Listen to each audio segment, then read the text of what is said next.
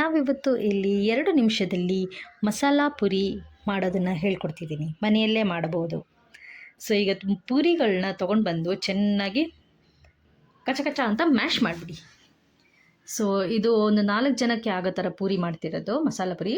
So first ಪೂರಿನ ಚೆನ್ನಾಗಿ ಈ ಥರ ಮ್ಯಾಶ್ ಮಾಡಿ, ಆಮೇಲೆ ನಾವು ಇದಕ್ಕೆ ಮಸಾಲಾನ ಹಾಕೋದು. ಸೊ ಮಸಾಲಾನ ನಾವು ಆಲ್ರೆಡಿ ಹೊರಗಡೆಯಿಂದ ತಂದಿದ್ದೀವಿ. ಸೊ ಜಸ್ಟ್ ಮೊದಲು ಈ ಥರ ಪೂರಿನ ಮ್ಯಾಶ್ ಮಾಡಿಬಿಡುವ.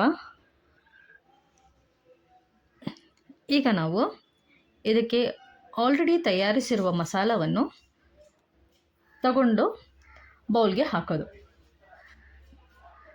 ಈ ಥರ ಹಾಕ್ಬಿಡಿ. ಇದು ಬಟಾಣಿ ಮಸಾಲ. ಇದು ಬಟಾಣಿ ಮಸಾಲನ ಒಂದು 4 ಜನಕ್ಕೆ ಆಗೋ ಥರ ತೊಗೊಂಡು ಬಂದುಬಿಡಿ. ಸೊ ಈ ಥರ ಒಂದು 2 ಪ್ಯಾಕೆಟ್ ಕೊಡ್ತಾರೆ ಮಸಾಲನ ಹಾಕಿ ಚೆನ್ನಾಗಿ ಮಿಕ್ಸ್ ಮಾಡಬೇಕು ನಾವು. ಸೊ ಈ ಮಸಾಲ ಏನು ಅಂದರೆ, ಇದು ಬಟಾಣಿ ಮಸಾಲ ತುಂಬ ಚೆನ್ನಾಗಿರುತ್ತೆ ಮಸಾಲ ಪುರಿ ಜೊತೆಗೆ. ಅದೇ ಮೇನ್ ಇಂಗ್ರೀಡಿಯೆಂಟ್ ಅದು.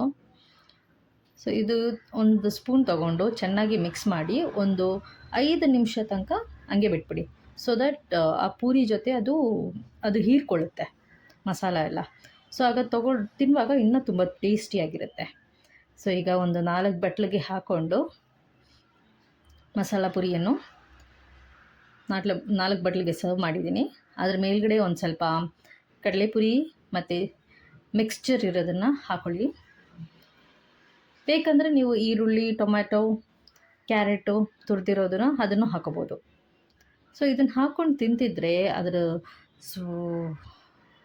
ಟೇಸ್ಟೇ ತುಂಬ ಚೆನ್ನಾಗಿರುತ್ತೆ. Thanks for watching.